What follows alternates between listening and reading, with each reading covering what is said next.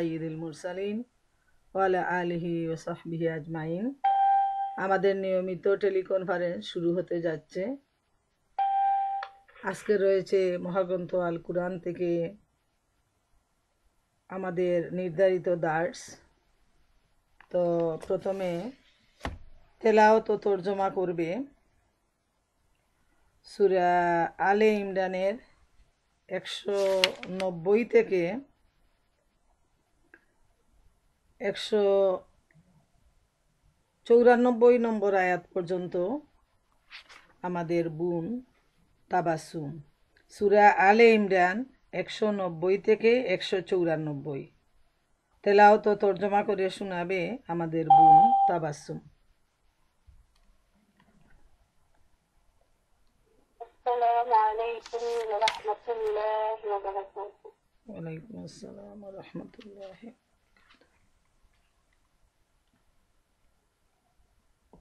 أعوذ بالله من الشيطان الرجيم.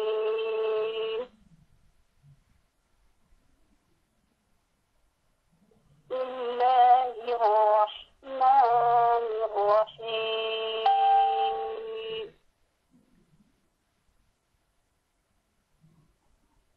إن في خلق السماوات والأرض Hello.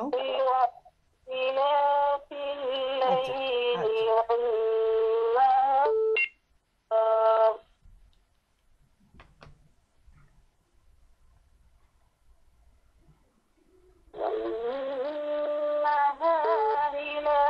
لآيات لأولي الألباب.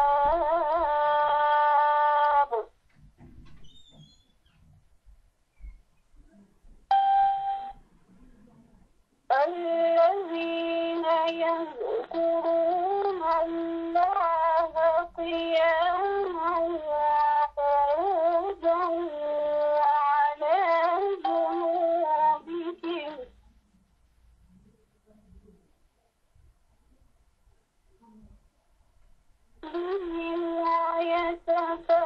ويتفكرون في خلق السماوات والأرض.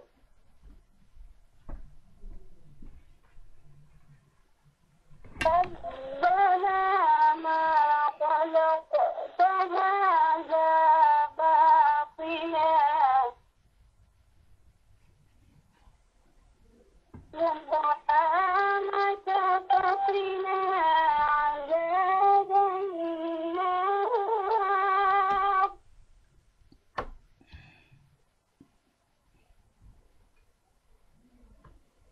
ربنا إنك من تدخل النار فقد أخزيته وما للظالمين من أنصار.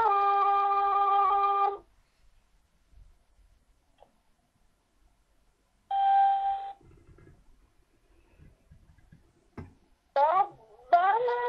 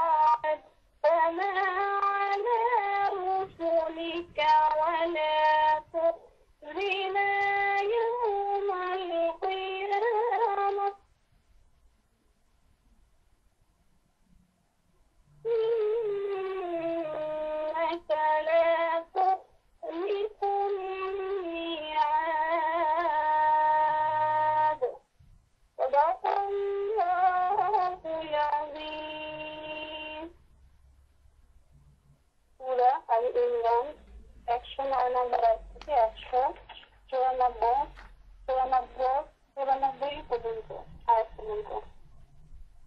পরম করুণাময় আল্লাহ নামে শুরু করতেছি।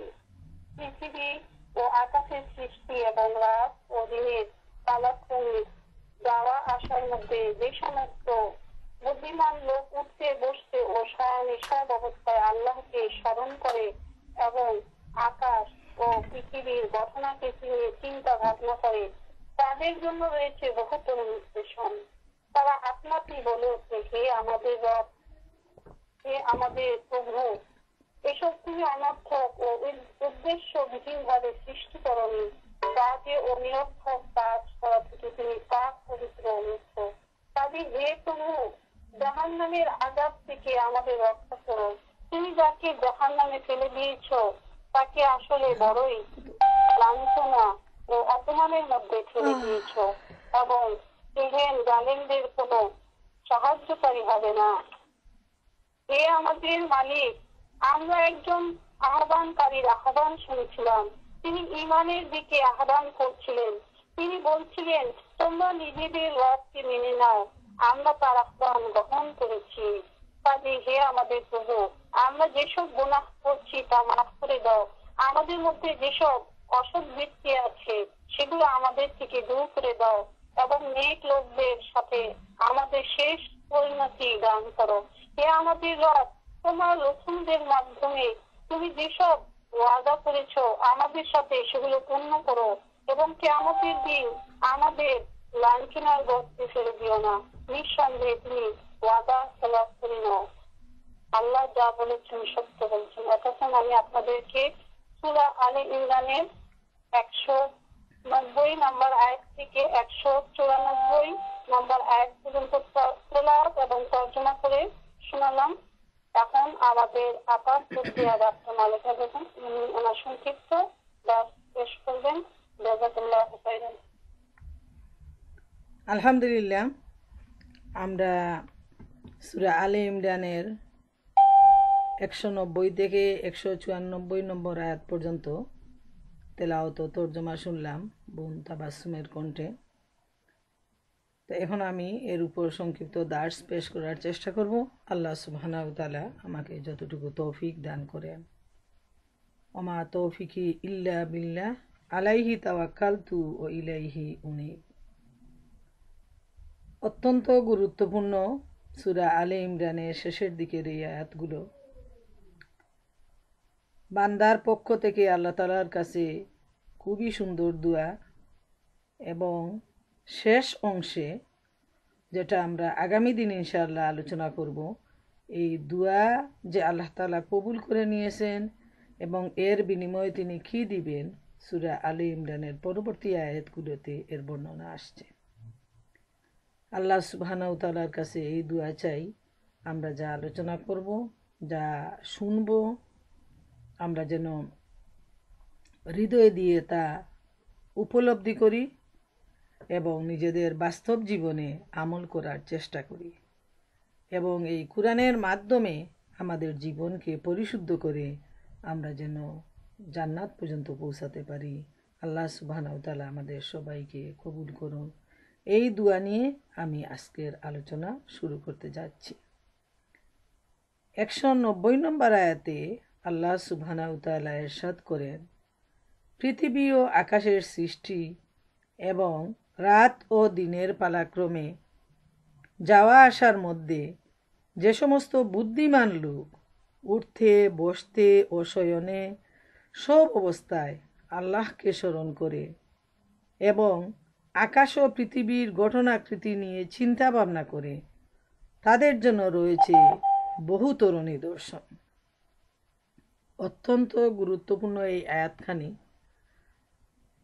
এবং আমাদের দৈনন্দিন জীবনে আল্লাহ তাআলার পক্ষ থেকে যে নির্দেশ রয়েছে খুবই গুরুত্বপূর্ণ এই নির্দেশ। আমরা যেন সেটাকে ভালোভাবে উপলব্ধি করতে পারি। যেমন এই আয়াতখানি যখন নাজিল হয় তখন সহিহ বুখারী ও সহিহ মুসলিম শরীফে রয়েছে, রাসূলুল্লাহ সাল্লাল্লাহু আলাইহি ওয়াসাল্লাম হযরত ইমরান ইবনে হুসাইন রাদিয়াল্লাহু আনহুকে বলেন, দাঁড়িয়ে নামাজ পড়ো, ক্ষমতা না হলে বসে পড়ো, এতেও অক্ষম হলে শুয়ে পড়ো। অর্থাৎ কোনো অবস্থাতে আল্লাহর স্মরণ হতে উদাসীন থেকো না। অন্তরে ও মুখে আল্লাহকে স্মরণ করো। তো এই যে উক্তিটা অত্যন্ত সুন্দর, অত্যন্ত গুরুত্বপূর্ণ, যে সর্বাবস্থায় আল্লাহর স্মরণ করতে হবে। এখানে একটা দিক আসছে নামাজের ব্যাপারটা, যে দাঁড়িয়ে নামাজ পড়তে সক্ষম না হলে আমরা যেন বসে নামাজ পড়ি, বসে না পড়লে আমরা যেন শুয়ে পড়ি। কিন্তু কোনো অবস্থায় আল্লাহর স্মরণ থেকে আমরা উদাসীন থাকতে পারবো না। এই আয়াত প্রসঙ্গে হজরত শায়েখ সুলাইমান দারানি বলেন, বাড়ি হতে বেরিয়ে যে যে জিনিসের উপর আমার দৃষ্টি পতিত হয়, আমি দেখি যে ওর মধ্যে আল্লাহর একটি নিয়ামত আমার জন্য বিদ্যমান রয়েছে এবং আমার জন্য ওতে শিক্ষা রয়েছে। সুবহান আল্লাহ তাআলা। এরপর হযরত হাসান বসরি রহমতুল্লাহ আলাইহি এই আয়াত সম্পর্কে উনার উক্তি হলো, 1 ঘন্টা কাল চিন্তা ও গবেষণা করা সারা রাত দাঁড়িয়ে ইবাদত করা হতে উত্তম। হযরত ফাজিল রহমতুল্লাহ আলাইহি বলেন, হযরত হাসান বসরির উক্তি এই যে, চিন্তা, গবেষণা ও ধ্যান এমন একটা দর্পণ যা তোমার সামনে তোমার ভালো মন্দ পেশ করে দিবে। আর হযরত সুফিয়ান ইবনে ওয়াইনা রহমতুল্লাহ বলেন, চিন্তা ও গবেষণা এমন একটি আলো যা তোমার অন্তরের উপর স্বীয় প্রতিবিম্ব নিক্ষেপ করবে। তিনি প্রায়ই বলতেন, উনার উক্তি হলো, যখন মানুষের চিন্তা ও ধ্যানের অভ্যাস হয়ে যায় তখন প্রত্যেক জিনিসের মধ্যে তার জন্য শিক্ষণীয় বিষয় বিদ্যমান থাকে। সুবহানাল্লাহ। এ প্রসঙ্গে হযরত ঈসা আলাইহিস সালামের একটা উক্তি উল্লেখ করা যায়, ভাগ্যবান ওই ব্যক্তি যার কথা বলার মধ্যে আল্লাহর জিকির ও উপদেশাবলী প্রকাশ পায়, নীরবতার মধ্যে চিন্তা ও ধ্যান প্রকাশিত হয় এবং দর্শনের মধ্যে শিক্ষা ও সতর্কতা বিরাজ করে। এরপর আমরা দেখি অন্যান্যরা এ প্রসঙ্গে কি বলেন এই আয়াতের প্রসঙ্গে। যেমন তাবারানির মধ্যে রয়েছে, হযরত আব্বাস রাদিয়াল্লাহু তাআলা আনহু বলেন, কুরাইশরা ইহুদিদের নিকট গিয়ে তাদেরকে জিজ্ঞেস করে, হযরত মুসা আলাইহিস সালাম তোমাদের নিকট কি কি মুজিজা নিয়ে এসেছিলেন? তারা বলেন, সর্পে পরিণত হয়ে যাওয়া লাঠি এবং দীপ্তিময় হস্ত। তারপর তারা খ্রিস্টানদের নিকট গমন করে জিজ্ঞেস করে, হযরত ঈসা আলাইহিস সালাম তোমাদের নিকট কি কি নিদর্শন এনেছিলেন? তারা উত্তরে বলে, জন্মান্ধকে চক্ষু দান করা, শ্বেত কুষ্ঠরোগীকে ভালো করে দেয়া এবং মৃতকে জীবিত করা। তখন কুরাইশরা রাসূলুল্লাহ সাল্লাল্লাহু আলাইহি ওয়াসাল্লামের নিকট এসে জিজ্ঞেস করে, আল্লাহ তাআলার নিকট প্রার্থনা করুন তিনি যেন আমাদের জন্য সাফা পাহাড়কে সোনা করে দেন। তখন এই আয়াতটি অবতীর্ণ হয়। অনেকে এই উক্তিটা করেছেন যে আল্লাহ রাব্বুল আলামিনের যে নিদর্শন তারা নবীর মাধ্যমে পেতে চায়, সেই নিদর্শনটা কত বিশাল যে নিদর্শন। এই মহাগ্রন্থ আল কুরআনও হলো একটা নিদর্শন, এই সৃষ্টি জগৎটাও হলো একটা নিদর্শন। এই সৃষ্টি জগতের মধ্যবর্তী যাবতীয় জীবজন্তু, গাছপালা, খনিজ দ্রব্য, ফল, ঘাস, লতাপাতা, সূর্য, চন্দ্র, তারকারাজি সবগুলো হলো আল্লাহ সুবহানাহু ওয়া তাআলার পক্ষ থেকে বিশাল বিশাল একটা নিদর্শন। তাই আল্লাহ তাআলা তাদের এই প্রশ্নের জবাবে অতি সংক্ষেপে এত সুন্দর কথাটি বলে দিয়েছেন যে আল্লাহ রব্বুল আলামিনের প্রদত্ত এই নিদর্শন তাদেরই জন্য যারা রাত দিন উঠতে বসতে শয়নে স্বপনে সব সময় আল্লাহকে স্মরণ করে, আল্লাহর জিকির করে আর আল্লাহর এই সৃষ্টি জগৎ নিয়ে চিন্তা ভাবনা করে। যারা চিন্তা ভাবনা করবে তাদের জন্যই আল্লাহর পক্ষ থেকে রয়েছে এত সুন্দর এই নিদর্শন।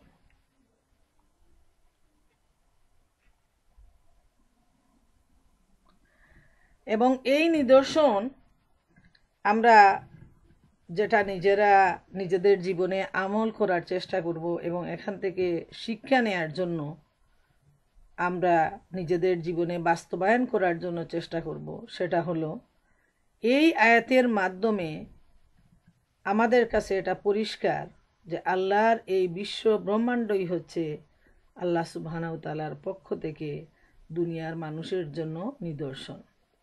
যারাই এই প্রকৃতির দিকে তাকাবে তারাই আল্লাহ তাআলাকে অতি সহজেই খুঁজে পাবে। যেমন এ প্রসঙ্গে সূরা আল বাকারার 186 নম্বর আয়াত উল্লেখ করা যায়। আল্লাহ তাআলা ইরশাদ করেন, ওয়াইজা সাআলাকা ইবাদি আন্নি ফাইন্নী কারিব উজিবু দাওয়াতাদ দাই ইজা দান। ইরশাদ হচ্ছে, হে নবী, আমার বান্দা যারা আমার সম্পর্কে জিজ্ঞেস করে তাদেরকে বলো আমি তাদের নিকটেই আছি। তারা যখন আমাকে ডাকে আমি তাদের ডাক শুনি এবং জবাব দিয়ে থাকি। সুবহানাল্লাহু তাআলা, যে আল্লাহ রব্বুল আলামিন বান্দার ডাকে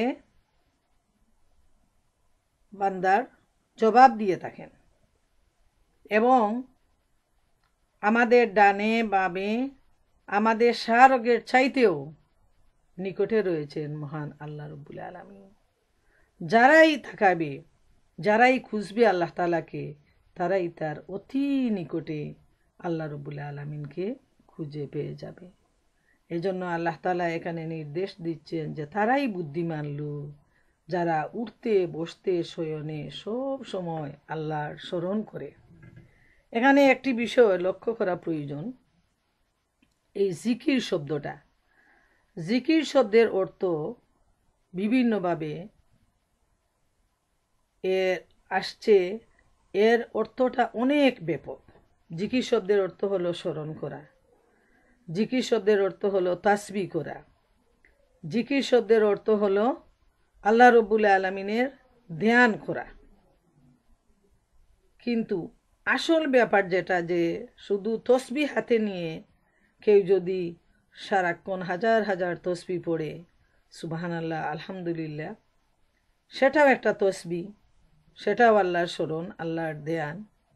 কিন্তু এই আয়াতে আল্লাহর জিকির, আল্লাহর স্মরণ বলতে যেটা বোঝানো হয়েছে সেটা হলো যে শুধু যদি একজন মানুষ ঘরে বসে বসে সে তাসবিহ করতে থাকে, তাহলে তার দ্বারা যে আল্লাহ তাআলাকে সঠিকভাবে চিনা, আল্লাহর এই সৃষ্টি রাজ্যকে জানা এবং তার নিজের পরিবর্তন, সমাজের পরিবর্তন, এটা কোনোদিনই সম্ভব হবে না যতক্ষণ না সে আল্লাহ রব্বুল আলামিনের এই সৃষ্টি জগৎকে নিয়ে চিন্তা ভাবনা করে এবং ইলিম, যেটা আল্লাহ তাআলা বারবার নির্দেশ দিয়েছেন যে ইলিম অর্জনের ব্যাপারটা, সেই ইলিম যদি তারা অর্জন না করতে পারে তাহলে কোনোদিন নিজেকে যেমন চেঞ্জ করা সম্ভব না, তেমনি এই সমাজকে পরিবর্তন করা, দিনের দাওয়াত দেয়া, দিনকে এস্টাবলিশ করা ব্যক্তিগত জীবনে সম্ভব নয়, পারিবারিক জীবনে সম্ভব নয়, সামাজিক জীবনেও সম্ভব নয়। তাই আল্লাহ রব্বুল আলামিন বলছেন যে যখন আমার বান্দারা জমিনের উপর চলাফেরা করবে তখনও আল্লাহর ধ্যান করবে। যে এই যে গাছপালা, এই যে সূর্য প্রতিদিন এত সুন্দর, এক তার নির্ধারিত সময়ে এই সূর্যটা উঠে আবার সূর্যটা অস্ত যায়, এত সুন্দর এই সৃষ্টি, আমার আল্লাহ কত যে সুন্দর, কত যে শক্তিশালী, এটাই তার প্রমাণ। এই গাছপালাগুলো যখন সামার আসে তখন পাতা ফল ফুলে সজ্জিত হয়, বাগানগুলো ফুলে ফলে ভরে যায়। আবার যখন ঠান্ডা আসে তখন সেটা কঙ্কালের মতো দাঁড়িয়ে থাকে। এগুলোও তো আল্লাহ তাআলার নিদর্শন, যে এই মৃত গাছগুলো কিভাবে আবার প্রাণ ফিরে পায়, কিভাবে আবার তারা জেগে উঠে। তাই আল্লাহ তাআলা বলছেন যে এই পৃথিবী নিয়ে চিন্তা করাটা, এর মধ্যেই রয়েছে আল্লাহর সব নিদর্শন। এবং এজন্যই বলা হয়েছে যে যারা 1 ঘন্টা কাল চিন্তা ও গবেষণা করে, তারা সারা রাত দাঁড়িয়ে এবাদত করার চাইতেও উত্তম। এবং এ প্রসঙ্গে অসংখ্য হাদিস রয়েছে যে যারা রাত জেগে এবাদত করে, তাদের তুলনায় একজন জ্ঞানীর 1 ঘন্টা সময় দিন নিয়ে চিন্তা ভাবনা করা অনেক অনেক বেশি সওয়াবের কাজ। যেহেতু এরা দিনের সঠিক অর্থ উপলব্ধি করে এই পৃথিবীকে তারা এমন কিছু দিয়ে যায় যার ফলে মানুষ দিনকে চিনতে পারে, ইসলামকে তারা সঠিকভাবে বুঝে নিতে পারে। আর যারা আবেদ, যারা শুধুই জিকির আজকার নিয়ে যারা ব্যস্ত থাকে, তারা দুনিয়ার ব্যাপারে তাদের কোনো চিন্তা ভাবনা থাকে না। তাই অতি সহজেই অজ্ঞান যারা, জ্ঞানের অভাব যারা, তারা ঈমান হারিয়ে ফেলে, শয়তানের প্ররোচনায় পড়ে ঈমান বিক্রি করে দেয়, মানুষের প্ররোচনায় পড়ে তারা অতি সহজেই ঈমানটাকে বিক্রি করে দেয়। যেহেতু ঈমান অত্যন্ত মূল্যবান সম্পদ, ঈমানকে ছিনিয়ে নেওয়ার জন্য সারাক্ষণ শয়তানের পরিকল্পনা এবং প্রচেষ্টা। আর এই ঈমানকে পাহারা দেওয়ার জন্য যে জিনিসটির প্রয়োজন সেটা হলো দ্বীনের জ্ঞান, ইলম। তাই এই আয়াতটা আমাদেরকে বলে দিচ্ছে যে আমরা যেন সারাক্ষণ ইলম অর্জনের চেষ্টা করি এবং যেদিকেই চোখ পড়ে সেদিকেই যেন আমরা আল্লাহর নিদর্শনকে খুঁজে পাই। সুবহান আল্লাহ তাআলা।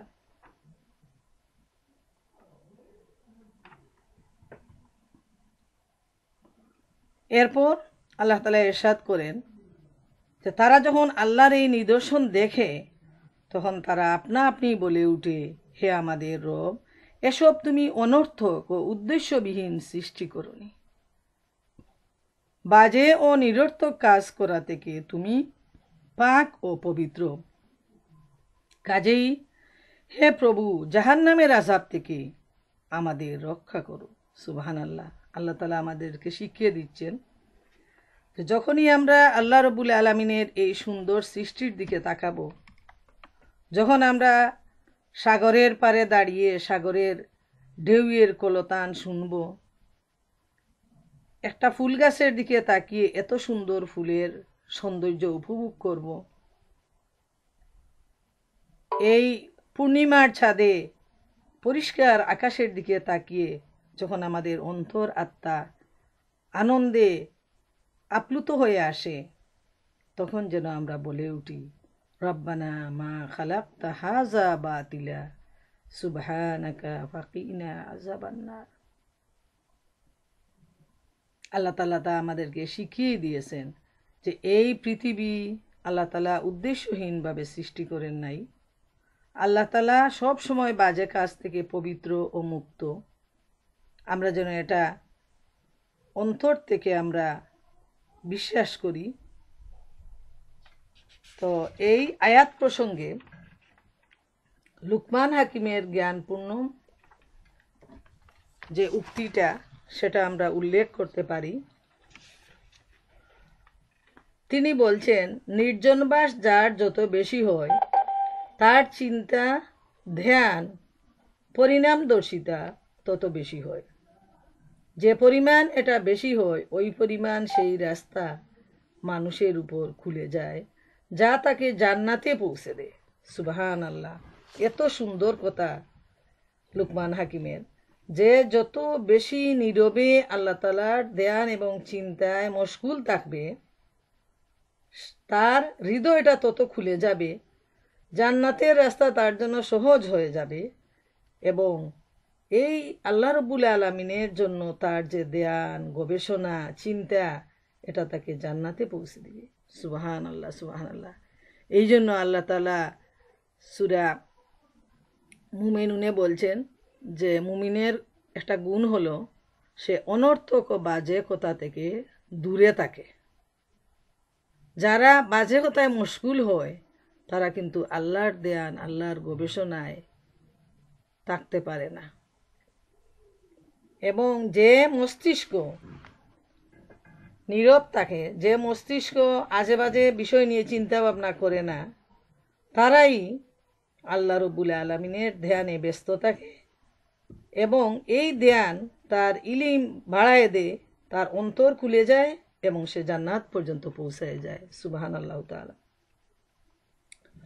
হযরত ওহাব ইবনে মুনাব্বাহ রহমতুল্লাহ আলাইহি বলেন, আল্লাহর ধ্যান যত বেশি হবে বুধ শক্তি তত প্রখর হবে, আর বুধ শক্তি যত প্রখর হবে জ্ঞান লাভ তত বেশি হবে, এবং জ্ঞান যত বেশি হবে সৎ কাজ তত বৃদ্ধি পাবে। সুবহানাল্লাহ। এত গুরুত্বপূর্ণ কথাগুলো ইসলামী স্কলাররা বলে গেছেন যে যার আল্লাহর ধ্যান বেশি হবে তার বুঝার শক্তি, তার হৃদয়টা তত বেশি প্রখর হয়ে আসবে, তার বুঝার ক্ষমতাটা বৃদ্ধি পাবে এবং তার জ্ঞান লাভ হবে, আর এই জ্ঞান তাকে ভালো কাজের দিকে নিয়ে যাবে। সে সচরাচর সাধারণ মানুষের মতো হবে না, বরং সে সাধারণ মানুষ থেকে তার চরিত্র, তার ব্যবহার, তার গুণাবলী সম্পূর্ণ আলাদা হবে। যখনই তার সামনে অনর্থক কথাবার্তা, অনর্থক সময় আসবে তখন সে এখান থেকে কেটে পড়বে। নিজেকে সবসময় সে সেফ রাখার চেষ্টা করবে এবং আল্লাহর ধ্যানে সে নিজেকে ব্যস্ত রাখবে। এ প্রসঙ্গে হযরত উমর ইবনে আব্দুল আজিজ রহমতুল্লাহ আলাইহি বলেন, মহান সম্মানিত আল্লাহর স্মরণে রসনা চালনা করা অতি উত্তম কাজ এবং তার নিয়ামতের উপর চিন্তা ও গবেষণা করা উত্তম ইবাদত। সুবহান আল্লাহু তাআলা। এত সুন্দর সুন্দর বাক্য, এত সুন্দর সুন্দর যে কথাগুলো যেটা আমাদের জীবনের জন্য অত্যন্ত প্রয়োজন, এই কথাগুলো এই মনীষীরা এত সুন্দরভাবে বলে গেছেন। আমরা দেখি হযরত ঈসা ইবনে মারিয়াম আলাইহিস সালাম বলেছেন, হে আদম সন্তান, হে দুর্বল মানুষ, তোমরা যেখানেই থাকো না কেন আল্লাহকে ভয় করো, পৃথিবীতে বিনয় ও দারিদ্র্যের সাথে অবস্থান করো, মসজিদকে স্বীয় ঘর বানিয়ে নাও, নিজেদের চক্ষুগুলোকে ক্রন্দন শিখিয়ে দাও, দেহকে ধৈর্য ধারণে অভ্যস্ত করো, হৃদয়কে চিন্তা ও গবেষণাকারী বানিয়ে দাও এবং আগামীকালের রুজির জন্য আজকে চিন্তা করো না। সুবহানাল্লাহ। প্রতিটি বাক্য এত বেশি গুরুত্বপূর্ণ যে আমরা যদি এই নবী, রসুল এবং মনীষীদের এই কথাগুলো হৃদয়ে স্থান দিই এবং নীরবে আমরা চিন্তা করি, তাহলে আমাদের জীবন পরিবর্তন হতে বাধ্য। আমিরুল মুমিনিন হযরত ওমর ইবনে আব্দুল আজিজ একদা সভাস্থলে বসে ক্রন্দন করছিলেন। জনগণ কান্নার কারণ জিজ্ঞেস করলে তিনি বলেন, আমি দুনিয়া ও এর উপভোগ এবং প্রবৃত্তির ব্যাপারে চিন্তা ভাবনা করেছি এবং তা হতে উপদেশ গ্রহণ করেছি। পরিণামে পৌঁছে আমার আশা ও আকাঙ্ক্ষা সব শেষ হয়ে গেছে। প্রকৃত ব্যাপার এই যে প্রত্যেক ব্যক্তির জন্যই ওতে শিক্ষা ও উপদেশ রয়েছে। আর হযরত হাসান ইবনে আব্দুর রহমান স্বীয় কবিতায় এ বিষয়টি সুন্দরভাবে ফুটিয়ে তুলেছেন। আল্লাহ তাআলা তার ওই বান্দাদের প্রশংসা করছেন যারা সৃষ্ট বিশ্বজগৎ হতে শিক্ষা ও উপদেশ গ্রহণ করে থাকে, এবং তিনি ওই লোকদেরকে নিন্দে করেছেন যারা আল্লাহ পাকের নির্দেশ নিয়ে চিন্তা ভাবনা করে না। তাই মুমিনদের প্রশংসার বর্ণনা দিয়ে আল্লাহ তাআলা বলছেন যে তারা উঠতে, বসতে, শুইতে সর্বাবস্থায় আল্লাহর জিকির করে এবং তারা আকাশ আর পৃথিবীর সৃষ্টি নিয়ে তারা চিন্তা গবেষণা করে। তাইলে এখান থেকে আমাদের কাছে যেটা পরিষ্কার যে চিন্তা গবেষণা অত্যন্ত গুরুত্বপূর্ণ ব্যাপার। এটা হলো সবচেয়ে বড় ইবাদত এবং ফরজ এবাদতের সাথে নামাজ রোজা যেভাবে ফরজ সেভাবে ইলিম অর্জনটাও ফরজ, দিন ইসলাম নিয়ে চর্চা গবেষণা করাটা ফরজ, যেহেতু এটা শুধু নিজের জন্য নয়, এটা পুরা জাতির জন্য। আমরা দেখি যারা চিন্তা গবেষণা করে আজকে এই কোরআন হাদিস তারা তাফসির করে আমাদের জন্য রেখে গেছেন, তারা আজকে এই দুনিয়ায় নেই, কিন্তু তারা পৃথিবীতে অমর হয়ে আছেন। তাদের এই লিখিত বাণীগুলো পড়ে আমরা আজকে দিনকে বুঝতে পারতেছি, দিন জানতে পারতেছি, এবং আমরা দিনের পথে অগ্রসর হতে পারতেছি। এটাই হলো চিন্তা গবেষণার ফল। সুবহান আল্লাহ তাআলা। আল্লাহ তাআলা যেন আমাদের সবাইকে যার যার জ্ঞান অনুযায়ী, সামর্থ্য অনুযায়ী দিন সম্পর্কে চিন্তা ভাবনার তৌফিক দান করেন। 192 নম্বর আয়াতে আল্লাহ তাআলা ইরশাদ করেন, তুমি যাকে জাহান্নামে ফেলে দিয়েছ তাকে আসলে বড়ই লাঞ্ছনা ও অপমানের মধ্যে ঠেলে দিয়েছ, এবং এহেন জালেমদের কোনো সাহায্যকারী হবে না। এই দুয়ার মধ্যে এই অংশটুকু আসছে যে মুমিন বান্দা অস্থির হয়ে পেরেশান হয়ে আল্লাহ তাআলার কাছে বহিয়েতে বলতেছে যে হে আল্লাহ, যারা জাহান্নামের অধিবাসী, তুমি যাদেরকে জাহান্নামে দিয়েছো তাদের আমলের প্রতিফল হিসাবে তারা তো বড়ই অপমানের মধ্যে রয়েছে, বড় কষ্টের মধ্যে রয়েছে, এবং তারাই তো জালেম। যারা জাহান্নামের অধিবাসী তারা এই দুনিয়ার জমিনের উপর ছিল জালেম, আর এই জালেমদের কোনো সাহায্যকারী থাকবে না। মুমিনের সাহায্যকারী হচ্ছেন আল্লাহ রব্বুল আলামিন, এবং জালেমকে আল্লাহ তাআলা সব সময় অপমান করে থাকেন, লাঞ্ছনা দিয়ে থাকেন, এবং অনেক কষ্টের মধ্যে তারা প্রবেশ করবে সেই জাহান্নামে, যার বর্ণনা শেষ করার মতো নয়।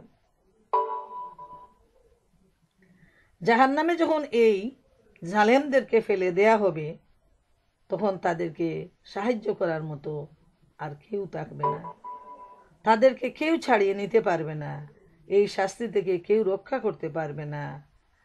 এত কঠিন জায়গা সেই জাহান্নাম যে তারা তাদের দুঃখটুকুও কারো কাছে পেশ করার কোনো জায়গা থাকবে না, যেহেতু জাহান্নামের অধিবাসীরা সবাই জালেম, সবাই শাস্তিপ্রাপ্ত, এবং জাহান্নামে যে সমস্ত আল্লাহর নিয়োজিত ফেরেশতারা থাকবেন তারা খুবই কঠোর হৃদয়ের অধিকারী।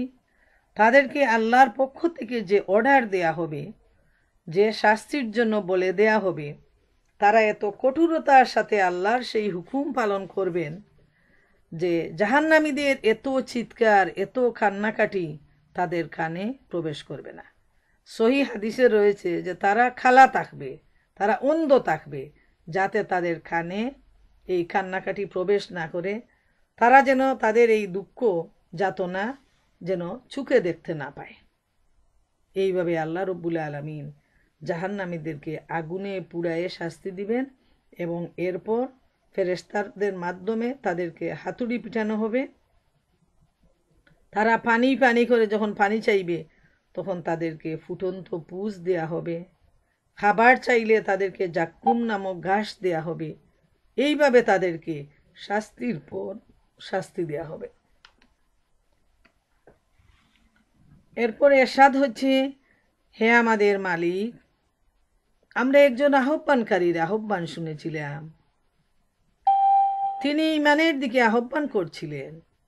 তিনি বলছিলেন, তোমরা নিজেদের রবকে মেনে নাও, আমরা তার আহ্বান গ্রহণ করেছি।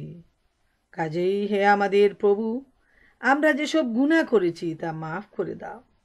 আমাদের মধ্যে যেসব অসৎ বৃত্তি আছে সেগুলো আমাদের থেকে দূর করে দাও, এবং নেক লোকদের সাথে আমাদের শেষ পরিণতি দান করো। সুবহানাল্লাহ। এত সুন্দর এই দোয়া, এত কাকুতি মিনতি করে এই দোয়াটা মহান রবের কাছে বান্দার পক্ষ থেকে পেশ করা হচ্ছে, যা আল্লাহ তাআলা আমাদেরকে শিখিয়ে দিয়েছেন।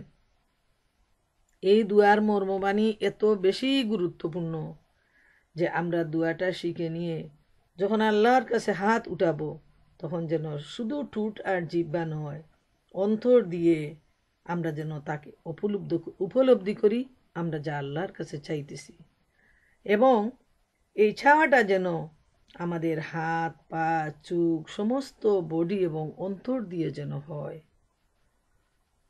আল্লাহ রব্বুল আলামিনের কাছে এই যে চাওয়াটা বান্দা চাচ্ছে যে হে আল্লাহ, একজন আহ্বানকারীর আহ্বান আমরা শুনেছিলাম, যিনি আমাদেরকে দিনের দিকে আহ্বান করেছিলেন এবং তিনি বলছিলেন তোমরা নিজেদের রবকে মেনে নাও।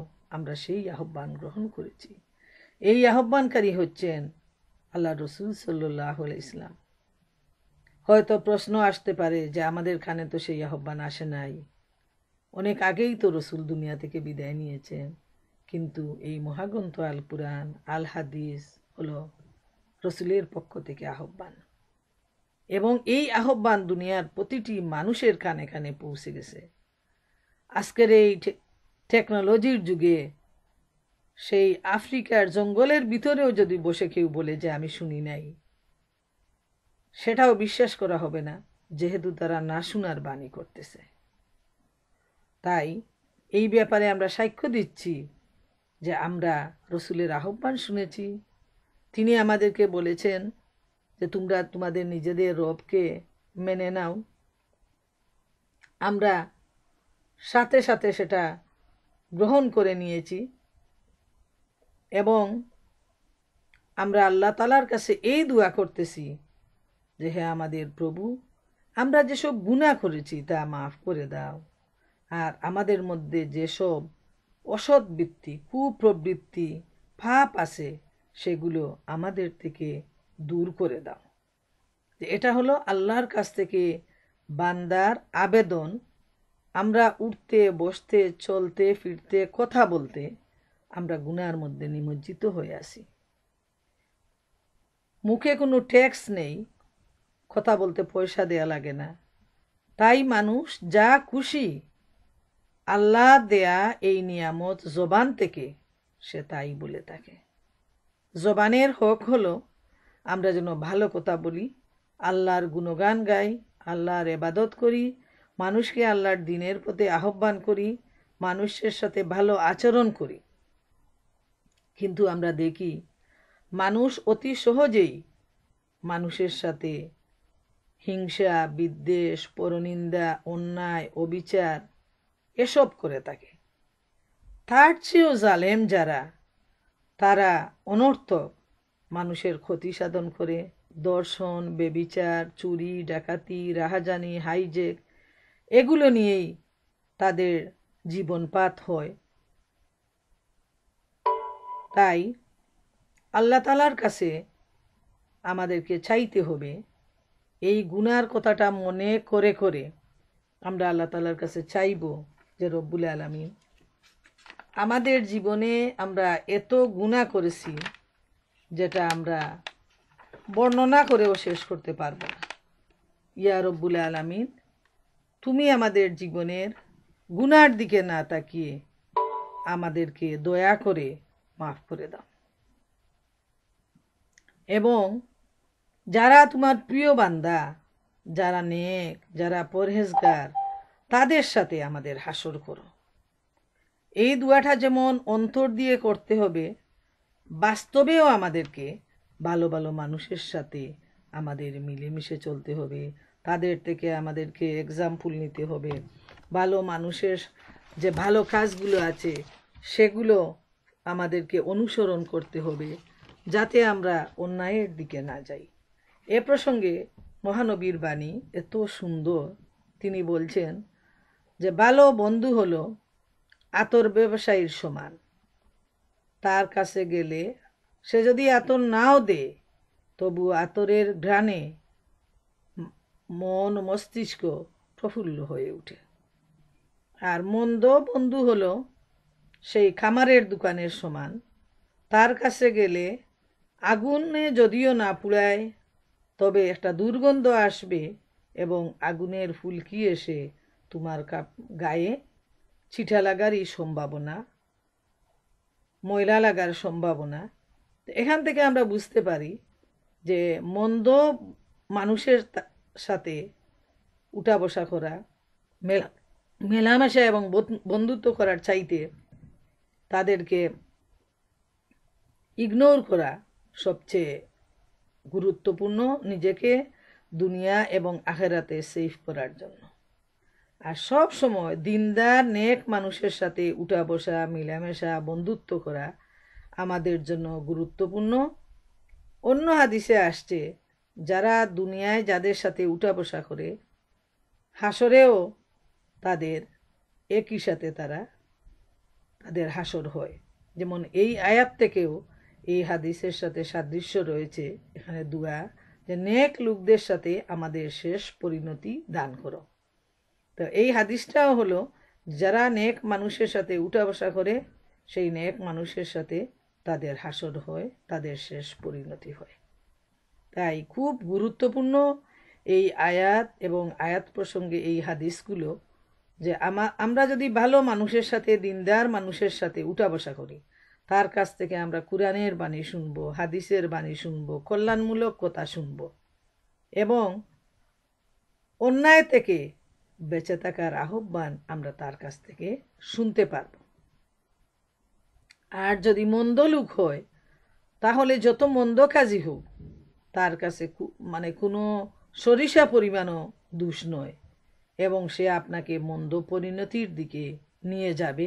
আপনি নিজেও বুঝতে পারবেন না, সেও বুঝতে পারবে না, এবং হাসরের ময়দানে যখন তার সাথে হাসর হবে, তখন কলিজাটা শুকায়ে যাবে যে কি পরিণতি হবে আমার, কি করলাম আমি দুনিয়ার জীবনে, আর তো ফেরার কোনো সম্ভাবনা নেই। শেষ আয়াতে যে দুয়াটার অংশ রয়েছে সেটা হলো, হে আমাদের রব, তোমার রসুলদের মাধ্যমে তুমি যেসব ওয়াদা করেছ আমাদের সাথে, সেগুলো পূর্ণ করো এবং কিয়ামতের দিন আমাদের লাঞ্ছনার গর্তে ফেলে দিও না। নিঃসন্দেহে তুমি ওয়াদা খেলাপকারী নও। এখানে এই দুয়াটার মর্ম কথা হলো যে আমরা আল্লাহ তাআলার কাছে এই দুয়াই চাচ্ছি যে, হে আমাদের প্রভু, রসুলগঞ্জ যুগে আমাদেরকে যে অঙ্গীকার দেয়া হয়েছে আল্লাহর পক্ষ থেকে, যে আমরা যদি ঈমান আনি, আমরা যদি নেক কাজ করি, তাহলে আল্লাহ রাব্বুল আলামিন আমাদেরকে মাফ করে দিবেন, সেই কথাটাই আমরা আল্লাহ তাআলার কাছে আবারও পুনরাবৃত্তি করতেছি যে আল্লাহ কিয়ামতের দিন আমাদেরকে লজ্জিত করবেন না। যে ওয়াদা আপনি করেছেন সেই ওয়াদাকে আপনি রক্ষা করুন, সেই ওয়াদাটা কবুল করুন।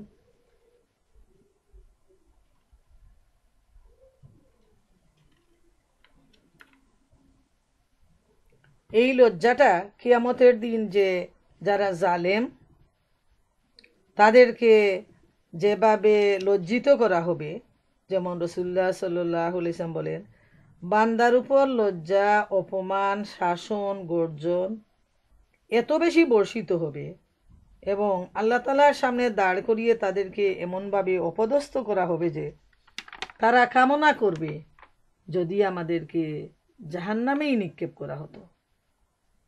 আবু ইয়ালা, যে কেউ যেন না দেখে, কাফেরদের অবস্থা সেদিন হবে যে কেউ যেন না দেখে, এমনভাবে মানুষের সামনে দাঁড় করিয়ে তাদেরকে অপমানিত করা হবে যে মুমিন বান্দারা এ ব্যাপারে আল্লাহ তাআলার কাছে দুয়া চাইবে যে আল্লাহ আমাদেরকে যেন অপমানিত এবং লজ্জিত করা না হয়।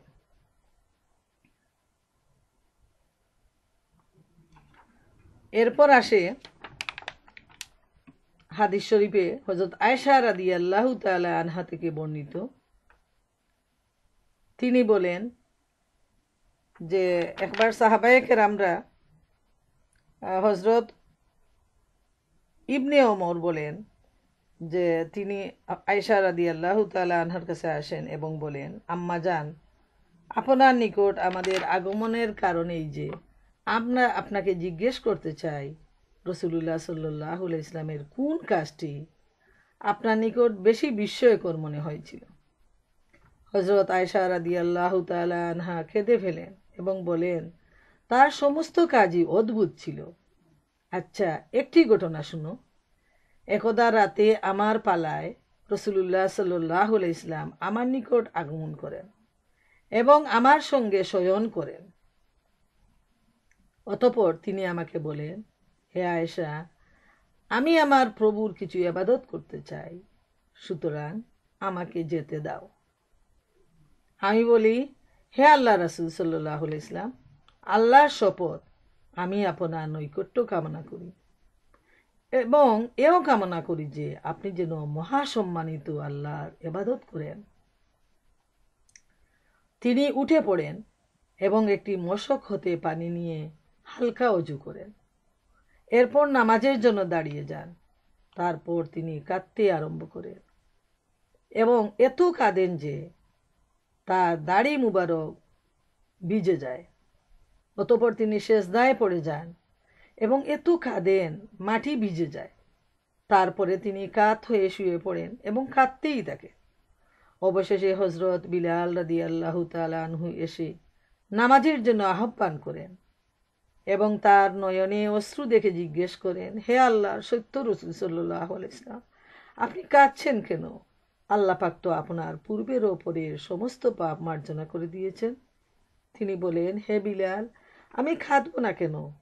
আজ রাতে আমার উপর ইন্না ফি খালকিস সামাওয়াতি ওয়াল আরদি এই আয়াতটি অবতীর্ণ হয়েছে। অতঃপর তিনি বলেন, ওই ব্যক্তির বড়ই দুর্ভাগ্য যে এটা পাঠ করে অথচ এ সম্বন্ধে চিন্তা ও গবেষণা করে না। সুবহান আল্লাহ তাআলা, সুবহান আল্লাহ তাআলা।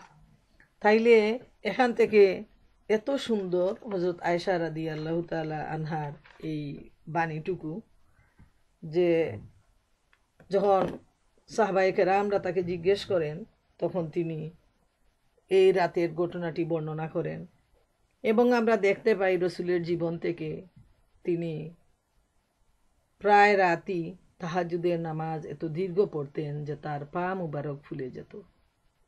তিনি এত কাঁদতেন আল্লাহর ভয়ে, তার দাড়ি মুবারক ভিজে যেত।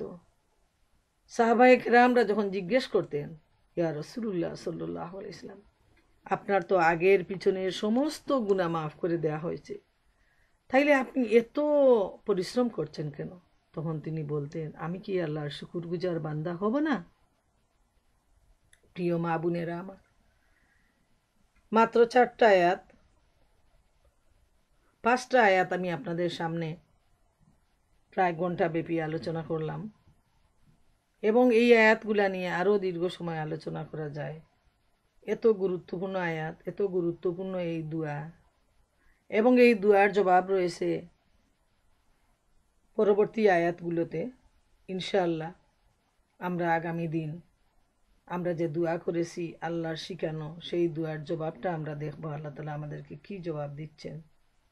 এবং এই দোয়াটা আমরা সবাই শিখে নেব, যাদের শিখা নেই, এবং যাদের শিখে আছে তারা আমরা নিয়মিত এই দোয়াটা নামাজের মধ্যেও তেলাওয়াত করব, হাত উঠায় আল্লাহ তাআলার কাছে চাইব এবং এই আয়াতগুলো নিয়ে আমরা চিন্তা গবেষণা করব যে আল্লাহ রাব্বুল আলামিনের এই সৃষ্টি কত সুন্দর।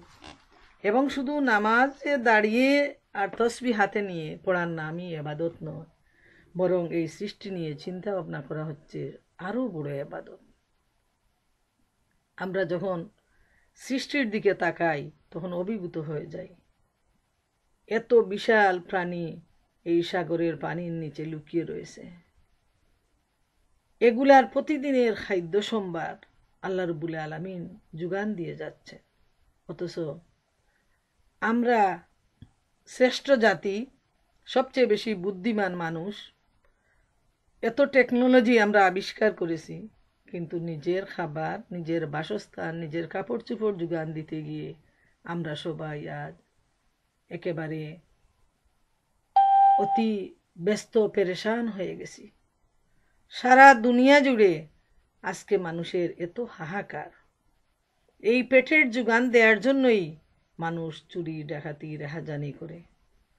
তার রিপোর্ট যোগান দেওয়ার জন্য দর্শন ব্যভিচার করে, অন্যায় করে। অথচ আমরা যদি একটি বার্তা খাইয়ে দেখি নবী রসুলগণের জীবন, সাহাবায়ে কেরামের জীবন, পরেজগার দিনদার মানুষের জীবন, নেক মানুষের জীবন, তারা কিভাবে ইমানের মজবুতির জন্য জীবনের সব কিছু জলাঞ্জলি দিয়ে শুধুমাত্র আল্লাহর সন্তুষ্টির জন্য তাদের সময়, তাদের শ্রম, তাদের অর্থ, তাদের এনার্জি, তাদের টাকা পয়সা আল্লাহর রাস্তায় তারা সঁপে দেয়। সুবহান আল্লাহ তাআলা। আমরা যেন প্রতিনিয়ত এই সমস্ত বিষয় নিয়ে চিন্তা করি। আমাদের সামনে থেকে প্রতিদিন কত মানুষ বিদায় হয়ে যাচ্ছে, তারা কি নিয়ে যাচ্ছে? এত প্রপার্টি, সারাদিনের এত সঞ্চিত, সারা জীবনের পরিশ্রমের এত মহব্বতের ঘর বাড়ি, এত দামি গাড়ি, এত বিলাস ভেষণ, সব কিছু ফেলে দিয়ে সাদা কাপড় নিয়ে এই মাটির নিচে সবাই চিরস্থায়ী বাসস্থানে চলে যায়। এত সুন্দর নিদর্শন, এত সুন্দর এক্সাম্পল দেখেও আমরা ভুলেই যাই এবং আমরা আত্মপূজায় ব্যস্ত হয়ে যাই। আল্লাহ তাআলার কাছে আমরা প্রাণ ভরে দোয়া করি, আল্লাহ তোমার বান্দা হওয়ার তৌফিক আমাদেরকে দান করো, নবীর উম্মত হওয়ার তৌফিক আমাদেরকে দান করো, নেক লোকদের সাথে আমাদের হাসর করো, তোমার সাথে হাউজে কাউসারের পানি নসিব করো, এবং যে জান্নাতের ওয়াদা তুমি করেছো ইয়া রব্বুল আলামিন, সেই জান্নাতের মেহমান হিসাবে তুমি আমাদের সবাইকে গ্রহণ করো। ও আখিরু দাওয়ানা আনিল হামদুলিল্লাহি রাব্বিল আলামিন। আল্লাহ তাআলা আমাদের